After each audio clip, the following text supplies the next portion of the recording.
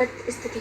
पिछली कक्षाओं में आप भारत का मानचित्र देख चुके हैं। अब आप भारत के मानचित्र 1.1 को ज़रा गौर से देखिए। इसका आशय अक्षांशीय व देशांतीय विस्तार ज्ञात कीजिए। क्या आप इसके दक्षिणतम और उच्चतम अक्षांशों को तथा सबसे पूर्वी और पश्चिमी अक्षांशों को चिन्हित कर सकते हैं? भारत की मुख्य भूमि उत्तर में कश्मीर से लेकर दक्षिण में कन्याकुमारी तक और पूर्व में अरुणाचल प्रदेश से लेकर पश्चिम में गुजरात तक फैली हुई। भारत का सीमांतगत क्षेत्र आगे समुद्र तट की ओर 15 मील लगभग 21.9 किलोमीटर तक फैला हुआ है। मानक मील 63.360 इंच, समुद्री मील 72,960 इंच। एक मानक मील लगभग 1.6 किलोमीटर, 1.584 किलोमीटर। एक समुद्री मील लगभग 1.8 किलोमीटर, 1.824 किलोमीटर। हमारे देश की दक्षिणी सीमा बंगाल की खाड़ी में 6 डिग्री 45 मिनट के साथ उत्तरी अक्षांश के साथ निर्धारित होती है। आइए हम इतने बड़े अक्षांशीय व देशांतरी विस्तार परिमाणों का विश्लेषण करें। यदि आप भारत के अक्षांशीय और देशांतरी विस्तार की गणना करेंगे तो यह लगभग 30 डिग्री है, जबकि उत्तर से दक्षिण तक इसकी वास्तविक दूरी उत्तर से दक्षिण तक दूरी कितनी है? 32-14 किलोमीटर और पूर्व से पश्चिम तक 29-33 किलोमीटर है। इस अंतर का कारण क्या है? इसे जानने के लिए पुस्तक भूगोल के प्रयोगात्मक भाग 1 के अक्षांश, देशांतर और मानक के अध्याय संख्या 3 को देखें। यह अंतर इस पर निर्धारित है कि ध्रुव की ओर जाते समय 2 देशांतर रेखाओं के बीच की दूरी घटती जाती है, जबकि 2 अक्षांश रेखाओं के बीच की दूरी हर जगह एक सी रहती है। 2 अक्षांश रेखाओं के बीच की दूरी ज्ञात कीजिए। अक्षांश रेखाओं के मानों से ज्ञात होता है कि भारत का दक्षिणी हिस्सा उष्णकटिबंधीय और उत्तरी हिस्सा उपोष्णकटिबंधीय तथा उष्ण शीतोष्णकटिबंध में है। यह स्थिति देश में भू आकृतिक जलवायु, भूमि के प्रकारों तथा प्राकृतिक वनस्पति में पाई जाने वाली भिन्नता के कारण उत्तरदायी है। आइए हम देशांतरी विस्तार और भारत के लोगों पर उसके प्रभाव का अध्ययन करें। देशांतर अध्ययनों के मानों से स्पष्ट होता है कि लगभग 30 डिग्री का अंतर है, जो हमारे देश के सबसे पूर्वी व पश्चिमी भागों के समय के साथ लगभग 2 घंटों का अंतर पैदा करता है। आप भारत मानक समय के पहले से ही परिचित हैं। मानक यमुनोत्तर का क्या प्रयोग है? जब उत्तर पूर्वी राज्यों में जैसलमेर की तुलना में 2 घंटे पहले सूर्य उदय होता है, तो पूर्व में डिब्रूगढ़, इम्फाल तथा देश के अन्य भागों में स्थित जैसलमेर, भोपाल अथवा चेन्नई घड़ियाँ एक सा समय दिखाती हैं। ऐसा क्यों होता है? भारत के कुछ ऐसे स्थानों पर नाम लिखे जहाँ पर मानक यमुनोत्तर गुजरती है। विश्व के देशों में आपसी समझ के तहत मानक यमुनोत्तर को 7.5 देशांतर के गुणांक पर चुना जाता है। यही कारक है 82 डिग्री 32 पूर्व यमुनोत्तर भारत को की मानक यमुनोत्तर चुना गया है। भारतीय मानक ग्रीनविच माध्य समय से 5.5 घंटे आगे है। कुछ देश ऐसे हैं जिनमें अधिक पूर्व पश्चिम विस्तार के एक से अधिक मानक देशांतर रेखा। उदाहरणतः संयुक्त राज्य अमेरिका में 6 समय कटिबंध है।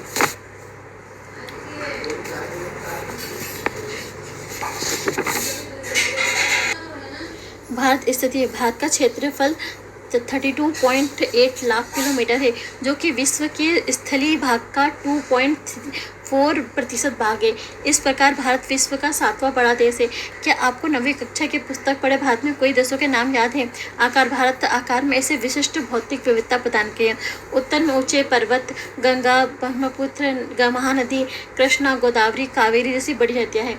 उत्तर पूर्वी और दक्षिण भारत में वनाच्छिन्न पहाड़ियाँ हैं, जबकि मरुस्थलों में के विस्तृत फैलाव है। उत्तर में हिमालय पर्वत, उत्तर पश्चिम में हिंदुकुश, सुलेमान पहाड़ियाँ, उत्तर पूर्व में पूर्वांचल पहाड़ियाँ और दक्षिण में विशाल हिंद महासागर की सीमांकित एक बहुत भौगोलिक इकाई है, जिसे भारतीय उपमहाद्वीप कहा जाता है। इसमें पाकिस्तान, नेपाल, भूटान और बांग्लादेश आते हैं। भूतकाल में हिमालय अपनी अन्य श्रेणियों के साथ एक मजबूत भौतिक अवरोध की भूमिका निभाता रहा है। खैबर, बोलन, सिपकिला, नाथुला, बोमडिला जैसे कुछ पहाड़ी दर्रों को छोड़कर इसे पार करना मुश्किल था। हिमालय पर्वत ने भारतीय उपमहाद्वीप को एक अद्वितीय क्षेत्रीय पहचान स्थापित करने में सहायता दी है। भारत के भौतिक मानचित्र का हवाला देते हुए अब आप उन भौतिक विशेषताओं का वर्णन कर सकते हैं जो कश्मीर से लेकर कन्याकुमारी और राजस्थान के जैसलमेर से मणिपुर में इम्फाल तक यात्रा करते समय मार्ग में आएंगे। भारत का प्रायद्वीपीय हिंद महासागर की ओर उभरा हुआ है। भारत की संपूर्ण तट रेखा द्वीप समूह समेत 75 से 17 किलोमीटर है। आधा एक देश के रूप में भारत भौतिक दृष्टि से विविधतापूर्ण भूभाग है, जिससे हमें यहाँ विभिन्न प्रकार के संसाधन पाए जाते हैं। क्या आपको याद है, स्कूल भुवन एक बोर्ड पोर्टल है जो देश के प्राकृतिक संसाधनों, पर्यावरण और सतत विकास में उसकी भूमिका के बारे में छात्रों के बीच जागरूकता फैलाने के लिए मानचित्र आधारित शिक्षा प्रदान करता है। यह NCERT पाठ्यक्रम के आधार पर भुवन NRSCSO की एक पहल है। आप भारत के विभिन्न मानचित्रों को देख सकते हैं। भारत और उसके पड़ोसी। भारत की स्थिति मानचित्र की जांच करें। आप देखेंगे कि भारत एशिया महाद्वीप के दक्षिणी भाग में स्थित है और बंगाल की खाड़ी, अरब सागर के रूप में विस्तृत इसकी दोनों भुजाएं हिंद महासागर के साथ सीमा बनाती हैं। प्रायद्वीप भारत की इस सामुद्रिक स्थिति की वजह से ही भारत समुद्री और वायु मार्गों द्वारा अपने पड़ोसी क्षेत्रों से जुड़ा हुआ है। मानचित्र को देखते हुए भारत के पड़ोसी देशों की एक सूची बनाई है। श्रीलंका और मालदीव हिंद महासागर में से 2 द्वीपीय देश हैं जो भारत के पड़ोसी हैं। श्रीलंका भारत से मन्नार की खाड़ी और एवं पार्क की खाड़ी से अलग हुआ है। खाड़ी व जल संधि में अंतर स्पष्ट कीजिए। क्या आप सोचते हैं कि आज के आधुनिक युग में भौतिक दूरी अपने पड़ोसी देशों के साथ अंतःक्रिया में बाधक है? हमें किस प्रकार भौतिक दूरियों पैदा करने की यात्रा के तटस्थ किया है? अध्याय 2 हम पढ़ेंगे, जिसमें पहले इसका नाम क्या है? भू आकृति विज्ञान। इसमें क्या है? संरचना और भू आकृति विज्ञान। क्या आपने कभी सोचा है कि मिट्टी की उर्वरता, गठन व स्वरूप अलग अलग क्यों है? आपने यह भी सोचा होगा कि अलग अलग स्थानों पर चट्टानों के विभिन्न चट्टानें व मिट्टी आपस में संबंधित है, क्योंकि असंगठित चट्टानें वास्तव में ही मिट्टियां हैं। पृथ्वी के धरातल पर चट्टानें व मिट्टियों में भिन्नता धरातलीय स्वरूप के अनुसार पाई जाती है। वर्तमान अनुमान के अनुसार पृथ्वी की आयु लगभग 46 करोड़ वर्ष है। इतने लंबे समय में अंतर्जात और बाह्यजात बलों से अनेक परिवर्तन हुए। इन बलों की पृथ्वी पर धरातलीय व अधरातलीय आकृति की रूपरेखा निर्धारण में एक महत्वपूर्ण भूमिका रही। आप पृथ्वी की विवर्तनिक हलचलों, प्लेट टेक्टोनिक्स के विषय में भारतीय भूगोल के परिचय 2000 नामक पुस्तक में पढ़ चुके हैं। क्या आप जानते हैं कि करोड़ों वर्ष पहले इंडियन प्लेट भूमध्य रेखा के दक्षिण में स्थित थी? यह आकार में काफ़ी विशाल थी और ऑस्ट्रेलियन प्लेट इसी का हिस्सा थी। करोड़ों वर्षों के दौरान यह प्लेट काफ़ी हिस्से टूट गए और ऑस्ट्रेलियन प्लेट दक्षिण पूर्व और इंडियन प्लेट उत्तर में खिसकने लगी। क्या आप इंडियन प्लेट के खिसकने की विभिन्न अवस्थाओं को रेखांकित कर सकते हैं? इंडियन प्लेट का खिसकना अभी भी जारी है और इसका भारतीय उपमहाद्वीप के भौतिक पर्यावरण पर महत्वपूर्ण प्रभाव है। क्या आप इंडियन प्लेट के उत्तर में खिसकने के परिणामों का अनुमान लगा सकते हैं? भारतीय उपमहाद्वीप की वर्तमान भूवैज्ञानिक संरचना व इसके क्रियाशील भू आकृतिक प्रक्रम मुख्यतः अंतर्जनित और बाह्यजनित बलों व प्लेट के क्षैतिज संचरण की क्रिया के परिणाम से अस्तित्व में आए हैं। क्या बोल रहा है? भारतीय उपमहाद्वीप की वर्तमान भूवैज्ञानिक संरचना व इसके क्रियाशील भू आकृतिक प्रक्रम मुख्यतः अंतर्जात और बाह्यजनित बलों के और प्लेट के क्षैतिज संचरण की अंतःक्रिया के परिणाम से अस्तित्व में आए हैं। भूवैज्ञानिक संरचना व शैल समूह की भिन्नता के आधार पर भारत को 3 भूवैज्ञानिक खंडों में विभाजित किया जाता है, जो कि भौतिक लक्षणों पर आधारित है।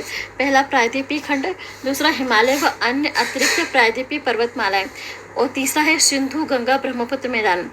प्रायद्वीपीय खंड की उत्तरी सीमा कटिफटी है, जो कच्छ से प्रारंभ होकर अरावली पहाड़ियों के पश्चिम से गुजरती हुई दिल्ली तक और फिर गंगा यमुना नदी के समांतर राजमहल की पहाड़ियों व गंगा डेल्टा तक जाती है। इसके अतिरिक्त उत्तर पूर्व में कर्बी एलोंग व मेघालय का पठार व पश्चिम में राजस्थान में इसी खंड का विस्तार है। पश्चिम बंगाल में मालदा भ्रंश उत्तर पूर्वी भाग से स्थित मेघालय व कर्बी एलोंग के पठार को छोटा नागपुर पठार से अलग करता है। राजस्थान में यह प्रायद्वीपीय खंड मरुस्थल सदस्य स्थलाकृतियों से ढका हुआ है। प्रायद्वीपीय मुक्ता प्राचीन नाइस व ग्रेनाइट से बना है। कैम्ब्रियन कल्प से यह भूखंड एक कठोर प्रायद्वीप मुख्यतः प्राचीन नाइस व ग्रेनाइट से बना हुआ है। कैम्ब्रियन काल में यह भूखंड एक कठोर खंड के रूप में खड़ा है। अपवाद स्वरूप पश्चिमी तट समुद्र में डूबा होने और कुछ हिस्से विवर्तनीय क्रियाओं से परिवर्तित होने के उपरांत भी इस भूखंड के वास्तविक आधार तल पर प्रभाव नहीं पड़ता है। इंडो ऑस्ट्रेलियन प्लेट का हिस्सा होने के कारण यह ऊर्ध्वाधर हलचलों व खंड भ्रंश से प्रभावित है। नर्मदा नदी व ताप्ती की रिफ्ट घाटियाँ और सतपुड़ा ब्लॉक पर्वत इसके उदाहरण हैं। प्रायद्वीप में मुख्यतः अवशिष्ट पहाड़ियाँ शामिल हैं। प्रायद्वीप में मुख्यतः अवशिष्ट पहाड़ियाँ प्रारंभिक जैसे अरावली, नल्लामला, जावदी, वेलिकोंडा, पालकोंडा और महेंद्रगिरी। कौन कौन सी? अरावली, नल्लामला, जावदी, वेलिकोंडा, पालकोंडा, महेंद्रगिरी आदि। यहाँ की नदी घाटियाँ उथली व प्रवणता कम है। पूर्व की ओर बहने वाली अधिकांश नदियां बंगाल की खाड़ी में गिरने से पहले डेल्टा का निर्माण करती हैं। कौन सी नदियां? बंगाल में जो नदियां गिरती हैं वो उससे पहले डेल्टा का निर्माण करती है। महानदी, गोदावरी, कृष्णा निर्मित डेल्टा उसके उदाहरण हैं। कौन कौन है? महानदी, गोदावरी और कृष्णा। हिमालय और अन्य अतिरिक्त प्रायद्वीपीय पर्वतमाला। कठोर व स्थिर प्रायद्वीपीय खंड के विपरीत हिमालय और अतिरिक्त प्रायद्वीपीय पर्वतमालाओं की भूवैज्ञानिक संरचना तरुण, दुर्बल और लचीली है। ये पर्वत वर्तमान समय में बाह्यजनिक और अंतर्जातीय बलों की प्रक्रिया से प्रभावित है। इसके परिणाम स्वरूप इसमें वलन, भ्रंश और छेप थ्रस्ट क्या क्या पाए जाते हैं? बाह्यजनिक बलों की प्रक्रिया के दौरान वलन, भ्रंश और छेप बनते हैं। इन पर्वतों की उत्पत्ति विवर्तनिक हलचलों से जुड़ी हुई है। तेज बहाव वाली नदियों से अपरदित ये पर्वत अभी भी युवा अवस्था में हैं। गार्ज, वी आकार की घाटियाँ, छिप्रिकाएँ व जलप्रपात आदि इत्यादि इसके प्रमाण हैं। सिंधु गंगा ब्रह्मपुत्र का मैदान। सिंधु गंगा ब्रह्मपुत्र मैदान भारत का तृतीय भूवैज्ञानिक खंड सिंधु गंगा और ब्रह्मपुत्र नदियों का मैदान है। मूलतः यह भू अभिनतिगत है, जिसका निर्माण मुख्य रूप से हिमालय पर्वतमाला निर्माण प्रक्रिया के तीसरे चरण में लगभग 6.4 करोड़ वर्ष पहले हुआ था।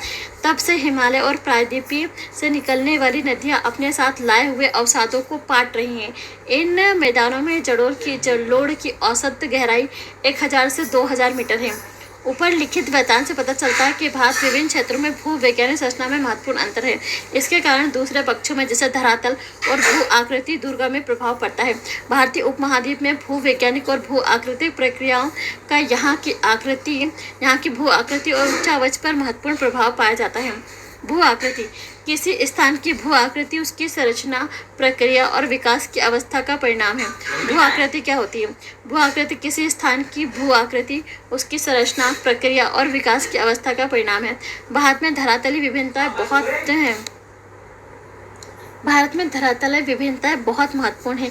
इसके उत्तर में एक बड़े क्षेत्र में ऊबड़ खाबड़ स्थिराकृति है, जिसमें हिमालय पर्वत श्रृंखला है, जिनमें अनेक चोटियां, सुंदर घाटियां और महागड्ढे हैं। दक्षिण भारत में एक स्थिर परंतु कटा फटा पठार है। यहाँ अपरदित चट्टान खंड और कागारों की भरमार है। इन दोनों के बीच उत्तर भारत का विशाल मैदान है। मोटे तौर पर भारत को निम्नलिखित भू आकृतिक खंडों में बांटा जा सकता है। पहला उत्तर तथा उत्तर पूर्वी पर्वतमाला, दूसरा उत्तर भारतीय मैदान, तीसरा प्रायद्वीप पठार, चौथा भारतीय मरुस्थल, पांचवा तटीय मैदान और छठा द्वीप समूह। उत्तर तथा उत्तरी पूर्वी पर्वतमाला। उत्तर तथा उत्तर पूर्वी पर्वतमाला में हिमालय पर्वत और उत्तर पूर्वी पहाड़ियाँ शामिल है। हिमालय में कई समानांतर पर्वत श्रृंखलाएं हैं। इसमें वहद हिमालय, पार हिमालय श्रृंखलाएं, मध्य हिमालय और शिवालिक प्रमुख श्रेणियां हैं। भारत के उत्तर पश्चिमी भाग पर हिमालय की ये श्रेणियां उत्तर पश्चिमी दिशा से दक्षिण पूर्व दिशा की ओर फैली हैं। दार्जिलिंग और सिक्किम क्षेत्रों में यह श्रेणियां पूर्व पश्चिम दिशा में फैली हुई हैं, जबकि उत्तर प्रदेश में दक्षिण पश्चिम और उत्तर पश्चिम की ओर घूम जाती हैं।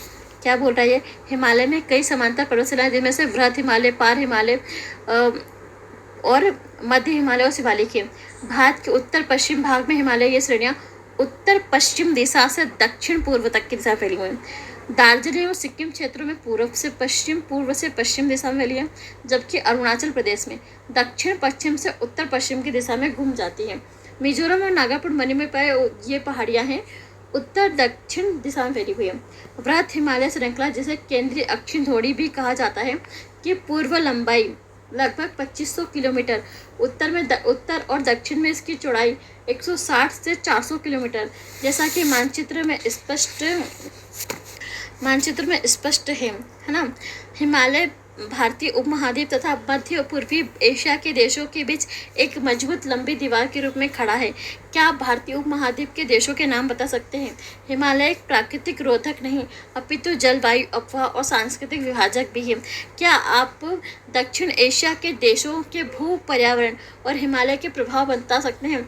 क्या आप दुनिया के हिमालय जैसे भू पर्यावरण विभाजक ढूंढ सकते हैं? हिमालय पर्वतमाला के अनेक क्षेत्रीय विभिन्नताएं, उच्चावच, पर्वतीय श्रृंखला और संरक्षित दूसरे भू आकृतियों के आधार पर हिमालय को निम्नलिखित उपखंडों में बांटा जा सकता है। पहला, कश्मीर या उत्तरी पश्चिम हिमालय, हिमाचल व उत्तरांचल हिमालय, दार्जिलिंग और सिक्किम हिमालय, अरुणाचल हिमालय व पूर्वी पहाड़ियाँ और पर्वत। कश्मीर या उत्तरी हिमालय। कश्मीर हिमालय में अनेक पर्वत श्रेणियां हैं, जैसे काराकोरम, लद्दाख, जास्कर, पीर पंजाल। कश्मीर हिमालय का उत्तरी भाग, जो कि वृहद हिमालय और काराकोरम श्रेणियों के बीच स्थित है। कश्मीर हिमालय का उत्तर पूर्वी भाग है। कश्मीर क्या है? हिमालय का उत्तर पूर्वी भाग है, जो वृहद हिमालय और काराकोरम श्रेणियों के बीच स्थित है। ये एक ठंडा मरुस्थल है। वृहद हिमालय और पीर पंजाल के बीच विश्व प्रसिद्ध कश्मीर घाटी और डल झील स्थित है। दक्षिण एशिया की प्रसिद्ध हिमालयी नदियाँ बोल्टोरो और सियाचिन इसी प्रदेश में हैं। कश्मीर हिमालय करेबा के लिए भी प्रसिद्ध है, जहाँ जाफरान की खेती की जाती है। वृहद हिमालय में जोजिला, पीर पंजाल में बर्निहाल, जास्कर श्रेणी में फोटुला और लद्दाख श्रेणी में खादुला जैसे महत्वपूर्ण दर्रे हैं। कश्मीर हिमालय प्रसिद्ध है, जहाँ पर जाफरान की खेती होती है। तो वृहद हिमालय में कौन सा है? जोजिला, पीर पंजाल में बर्निहाल और जास्कर में फोटुला, लद्दाख में खादुला। ठीक है। महत्वपूर्ण अलवण जल की झीलें, जैसे डल, वुलर और लवण वाली झीलें पंगोम झो और सोमुरिरी इस क्षेत्र में पाई जाती हैं। सिंधु तथा इसकी सहायक नदियां झेलम, चेनाब आदि इस क्षेत्र में अपवाहित होती हैं। कश्मीर और उत्तर पूर्वी हिमालय विलक्षण सौंदर्य और खूबसूरती दृश्य स्थलों के लिए जाना जाता है। हिमालय की यही रोमांचक दृश्यावली पर्यटकों के लिए आकर्षण का केंद्र है। क्या आप जानते हैं कि कुछ प्रसिद्ध तीर्थ स्थान जैसे वैष्णो देवी, अमरनाथ गुफा, चारा शरीफ यहीं स्थित है। बहुत से तीर्थयात्री यहाँ हर साल आते हैं। जम्मू और कश्मीर की राजधानी श्रीनगर झेलम नदी के किनारे स्थित है। श्रीनगर में डल झील एक रोचक तथ्य प्राकृतिक झील है। कश्मीर घाटी में झेलम नदी युवा अवस्था में बहती है, तथापि नदी स्थल रूप में विकास में पूर्णावस्था में निर्मित होने वाली विशिष्ट आकृति विसर्पों का निर्माण करती हैं। क्या आप कुछ और नदियाँ भू आकृति बता सकते हैं जिनका निर्माण नदी पूर्णावस्था में करती है?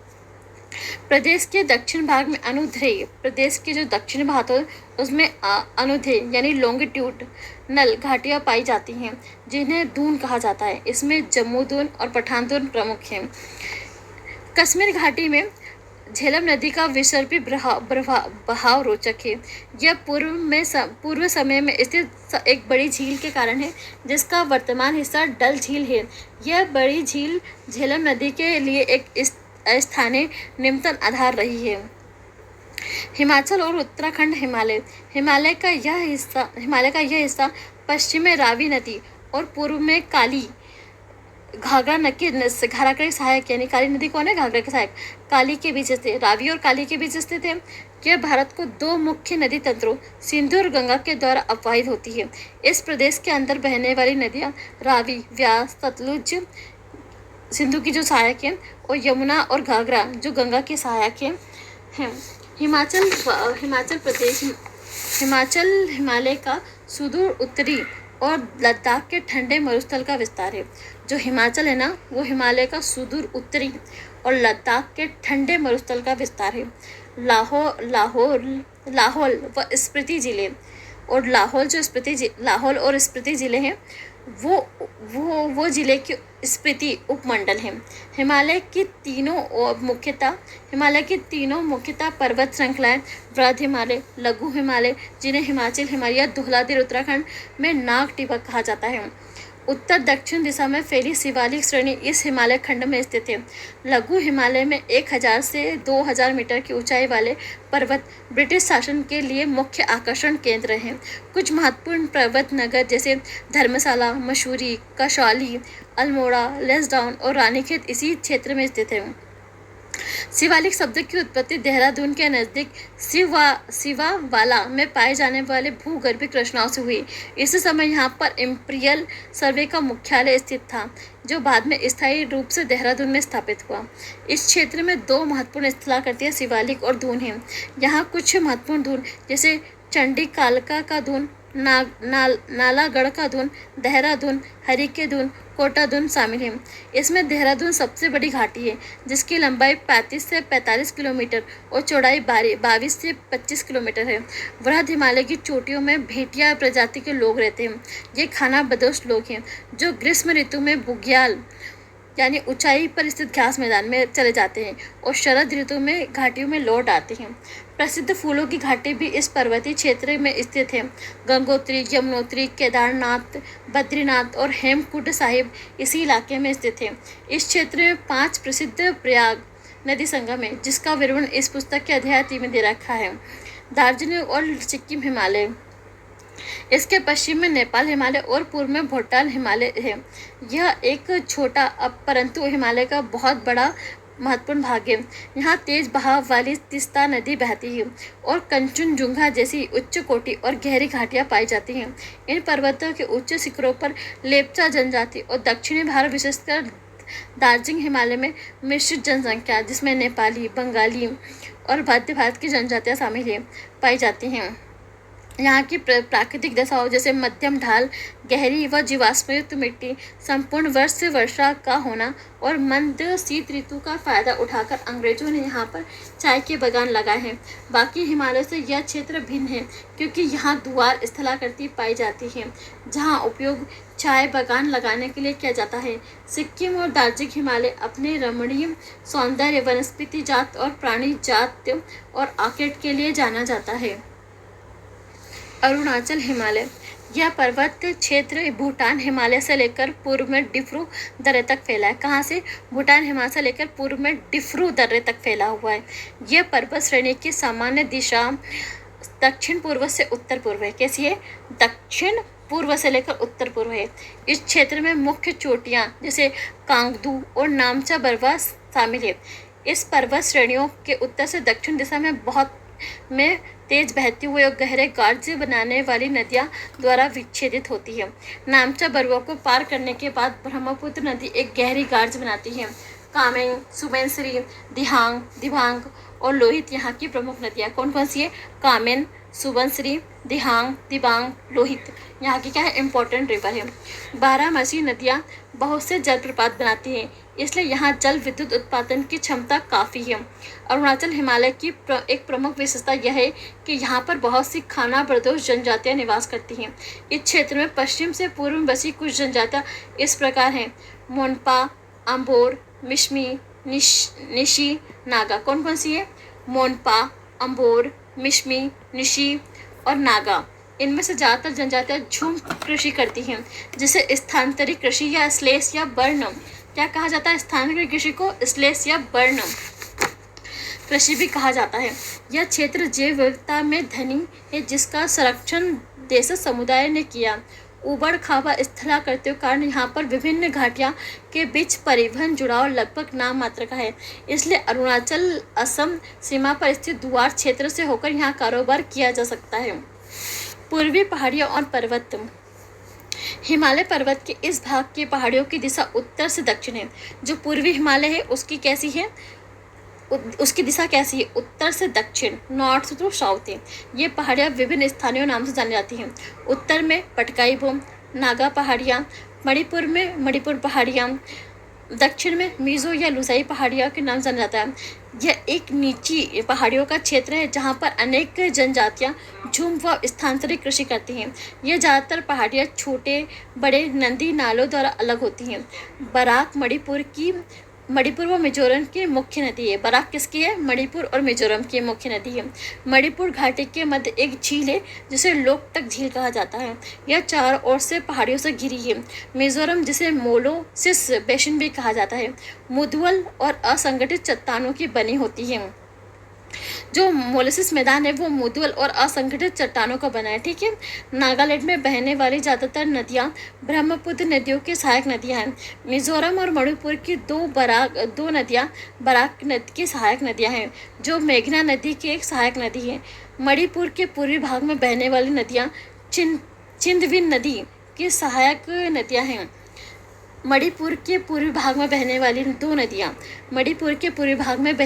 नदियाँ चिंदविन की सहायक नदियाँ हैं, जो म्यांमार में बहने वाली इरावदी की एक सहायक नदी है। उत्तरी भारत का मैदान सिंधु, गंगा और ब्रह्मपुत्र नदियों द्वारा बहा कर लाए जलोढ़ निक्षेप से बना हुआ है। इस मैदान की पूर्व से पश्चिम लंबाई लगभग 3200 किलोमीटर है, जिसकी औसत चौड़ाई 150 से लेकर 300 किलोमीटर है। जलोढ़ निक्षेप की अधिकतम गहराई 1000 से 2000 मीटर की है। उत्तर से दक्षिण दिशा में इन मैदानों को 3 भागों में बांट सकते हैं: भाबर, तराई, जलोढ़ मैदान। जलोढ़ मैदान को आगे 2 भागों में बांटा सकता है: खादर और बांगर। भाबर 8 से 10 किलोमीटर की चौड़ाई की पतली पट्टी है। भाबर 8 से 10 किलोमीटर चौड़ाई की पतली पट्टी है, जो शिवालिक गिरिपाद के समांतर फैली हुई। भाबर 8 से 10 किलोमीटर की चौड़ाई की पतली पट्टी है, जो शिवालिक गिरिपद के समांतर फैली हुई। इसके परिणाम से हिमालय पर्वत श्रेणियों से बाहर निकलती नदियाँ यहाँ पर भारी जल भार जैसे बड़े बड़े शेल गोलाश्रम जमा कर देती हैं और कभी कभी स्वयं इसमें लुप्त हो जाती हैं। भाबर के दक्षिण में तराई क्षेत्र है, जो 10 से 20 किलोमीटर पर फैला है। भाबर क्षेत्र में लुप्त नदियाँ इसी प्रदेश में धरातल पर निकलकर प्रकट होती हैं, क्योंकि इनकी निश्चित वाहिकाएं नहीं होती। ये क्षेत्र अनुप बन जाता है, जिसे तराई कहते हैं। यह क्षेत्र प्राकृतिक वनस्पतियों से ढका होता है और विभिन्न प्रकार के वन्य प्राणियों का घर है। तराई से दक्षिण में मैदान है, जो पुराने और नए जड़ों से बना होने का बांगर व खादर कहलाता है।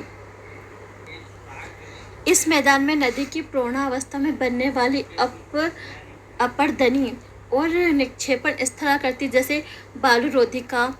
इस मैदान की नदी में पूर्णावस्था में बनने वाली अपरदनी और निक्षेपणा स्थलाकृतियाँ जैसे बालू रोधिका, विसर्प, गोखुर झील, गुम्फित नदियाँ पाई जाती हैं। ब्रह्मपुत्र घाटी का मैदान नदी कुप और बाली रोधिका की उपस्थिति के लिए जाना जाता है। यहाँ पर ज़्यादातर क्षेत्र में समय पर बाढ़ आती रहती है। ये नदियाँ अपना रास्ता बदलकर गुम्फित वाहिकाएं बनाती हैं। उत्तर भारत के मैदान में बहने वाली विशाल नदियाँ अपने मुहाने पर विश्व के बड़े बड़े डेल्टाओं को निर्माण करती हैं, जैसे सुंदरवन का डेल्टा। सामान्य तौर पर यह एक सपाट मैदान होता है, जिसकी समुद्र तल से औसत ऊंचाई 50 से 1000 मीटर होती है। हरियाणा और दिल्ली राज्य में सिंधु और गंगा नदी तंत्रों के बीच जल विभाजक है। कौन है सपाट मैदान? सुंदरवन का डेल्टा। हरियाणा व दिल्ली राज्य सिंधु और गंगा नदी के बीच जल विभाजक है। हरियाणा और दिल्ली के बीच कौन विभाजक है? सिंधु और गंगा नदी तंत्र। ब्रह्मपुत्र नदी अपनी घाटी उत्तर पूर्व से दक्षिण पश्चिम दिशा में बहती है, परंतु बांग्लादेश में प्रवेश करने से पहले धुबरी के समीप यह नदी दक्षिण की ओर 90 डिग्री मुड़ जाती है। यह मैदान उपजाऊ जलोढ़ मिट्टी के बने हैं। यहाँ पर कई प्रकार की फसलें जैसे गेहूँ, चावल, गन्ना और जूट उगाई जाते हैं। यहाँ पर जनसंख्या का घनत्व ज़्यादा है। प्रायद्वीपीय पठार नदियों के मैदान से 150 मीटर ऊंचाई पर उठा हुआ होता है। जो प्रायद्वीपीय होता है, नदियों के मैदान से 150 मीटर ऊंचाई पर उठा हुआ होता है। प्रायद्वीपीय पठार त्रिकोणीय आकार वाला कटा फटा भूखंड है, जिसकी ऊंचाई 600 से लेकर 900 मीटर है।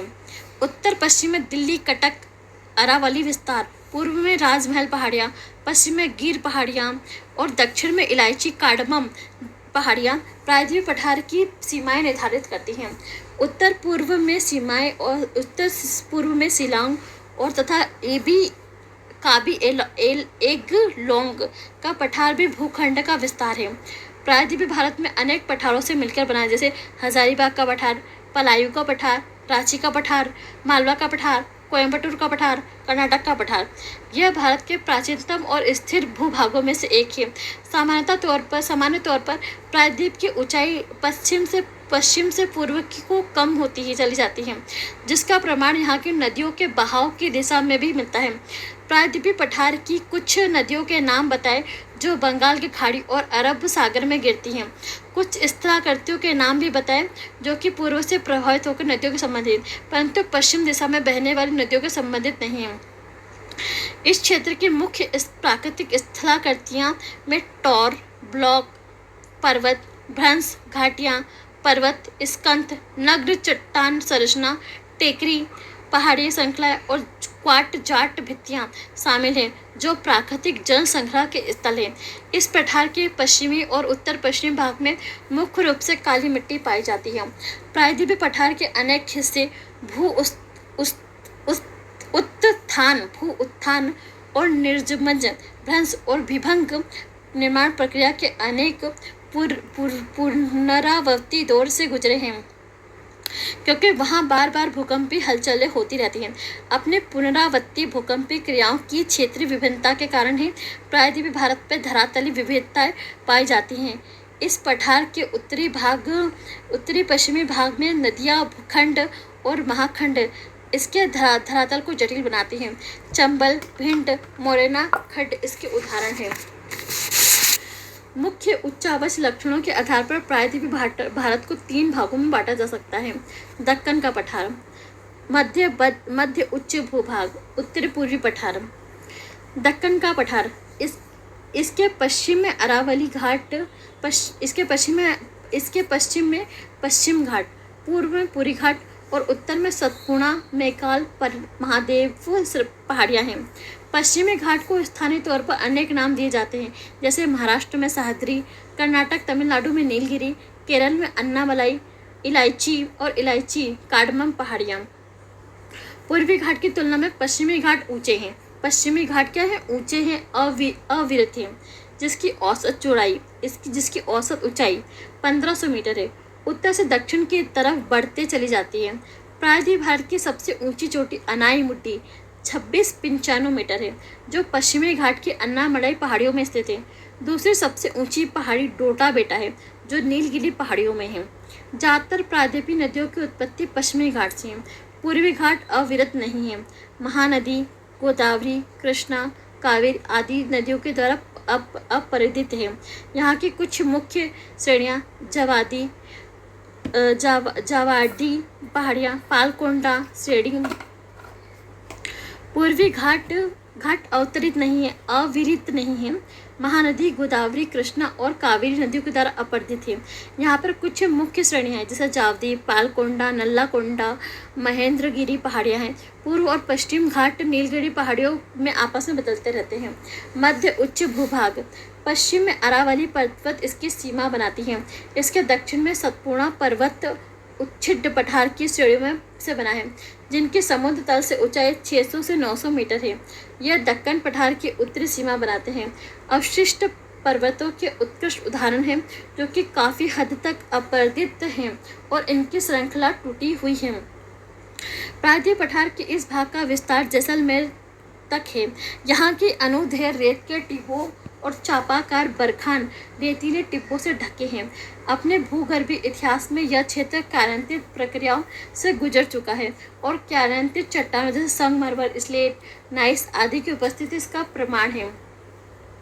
समुद्र तल से मध्य भाग की ऊंचाई 700 से 1000 मीटर के बीच है। उत्तर तथा उत्तर पूर्वी दिशा में इसकी ऊंचाई कम होते चली जाती है। यमुना की अधिकतर सहायक नदियाँ विंध्याचल और कैमूर श्रेणियों से निकलती हैं। चंबल बनास की एकमात्र मुख्य सहायक नदी है, जो कि पश्चिम में अरावली से निकलती है। मध्य उच्च भूभाग का पूर्वी विस्तार राजमहल की पहाड़ियों तक की है, जिसके दक्षिण में स्थित छोटा नागपुर पठार खनिज पदार्थों का भंडार है। उत्तर पूर्वी पठार वास्तव में यह प्रायद्वीप पठार का एक ही विस्तारित भाग माना जा सकता है। यह माना जाता है कि हिमालय उत्पत्ति के समय इंडियन प्लेट उत्तर पूर्व की दिशा में खिसकने के कारण राजमहल पहाड़ी और मेघालय के पठार के बीच भ्रंश घाटी बनने से अलग हो गया। बाद में नदियों के द्वारा जमा किए जलों के द्वारा पाट दिया गया। आज मेघालय और एबी लेंगोंग का पठार इसी कारण से मुख्य प्रायद्वीप पठार से अलग थलग है। इसमें आवास करने वाली जनजातियों के नाम के आधार पर मेघालय के पठार को 3 भागों में बांटा गया है। गारो पहाड़ियाँ, खासी पहाड़ियाँ, जयंतिया पहाड़ियाँ। असम को कार्बी एंगलोंग पहाड़ियाँ इसी का विस्तार है। छोटा नागपुर के पठार की तरह मेघालय के पठार में भी कोयला, लोहा, सीनी मैग्नाइट, चूने के पत्थर, यूरेनियम जैसे खनिज पदार्थों का भंडार है। इस क्षेत्र में अधिकतर वर्षा दक्षिणी पश्चिम मानसून से होती है। परिणाम स्वरूप मेघालय का पठार एक अति अपर्दित भूतल है। चेरापूंजी नग्न चट्टानों से ढका स्थल है। चेरापूंजी नग्न चट्टानों से ढका स्थल है। यहाँ पर वनस्पति लगभग नहीं के बराबर है। भारतीय मरुस्थल विशाल भारतीय मरुस्थल अरावली पहाड़ियों और उत्तर पूर्वी पहाड़ी में स्थित है।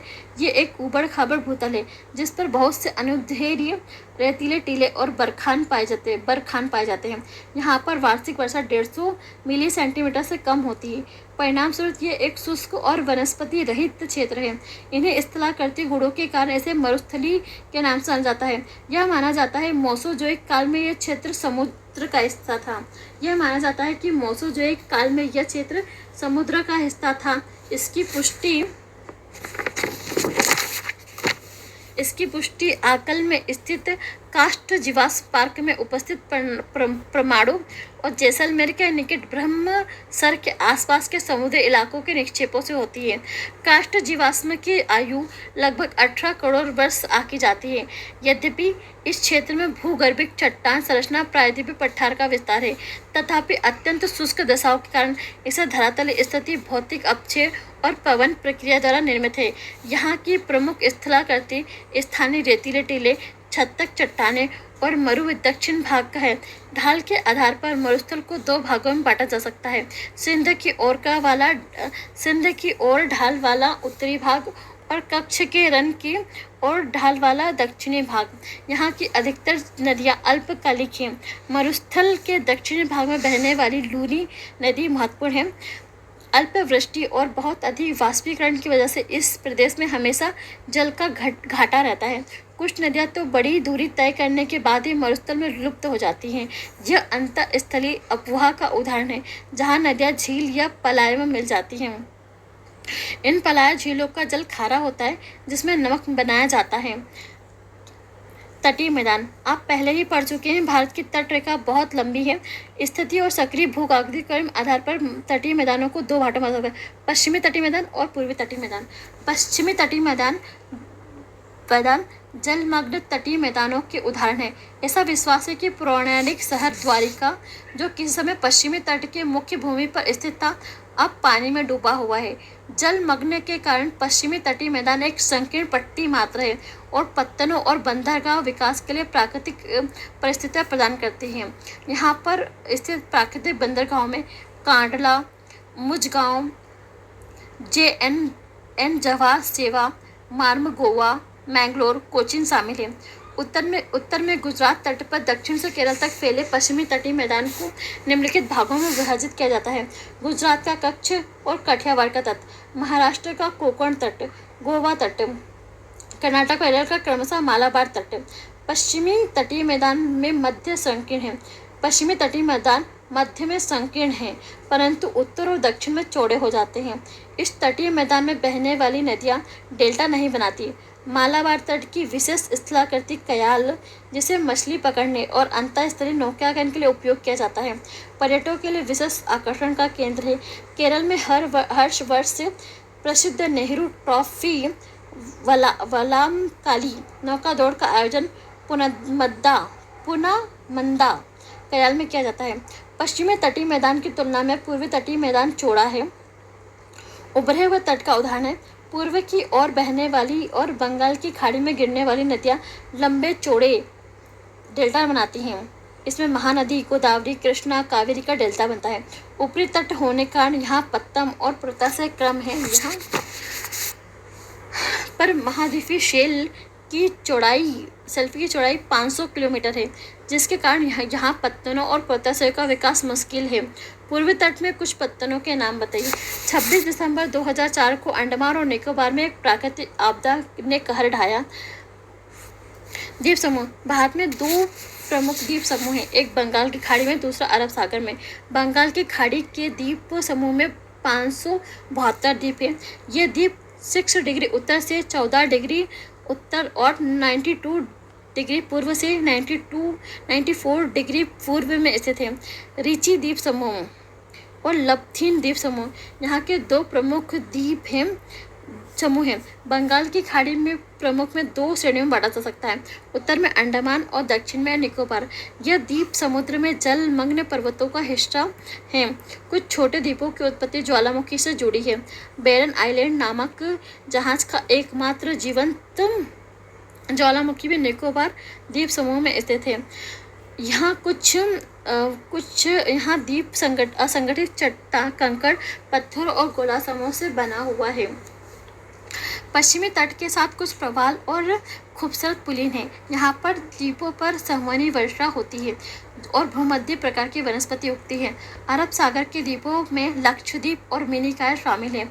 यह द्वीप 80 डिग्री उत्तर से 12 डिग्री उत्तर और 71 डिग्री पूर्व से 74 डिग्री पूर्व के बीच बिखरे हुए हैं। यह केरल तट से 280 किलोमीटर से 480 किलोमीटर के दूर स्थित है। पूरा द्वीप प्रवाल प्रक्षेप से बना है। यहाँ 36 द्वीप हैं और इसमें 11 पर मानव आवास है। मिनिकॉय सबसे बड़ा द्वीप है, जिसका क्षेत्रफल 453 वर्ग किलोमीटर है। पूरा द्वीप समूह 10 डिग्री चैनल द्वारा 2 भागों में बटा है। उत्तर में अमीनी द्वीप और दक्षिण में कनानोरे द्वीप। इस द्वीप समूह में तूफान निर्मित पुलिन है, जिस पर अभ्रद गुटिकाएं, सिल्डिंग, गोल्शिमाएं और गोलास पूर्वी समुद्र तट पाए जाते हैं। इस माउंट डिकोली मध्य अंडमान 515 मीटर, माउंट कोयाब दक्षिणी Andaman 460 metre, Mount Thuillier great Andaman 642 शामिल है।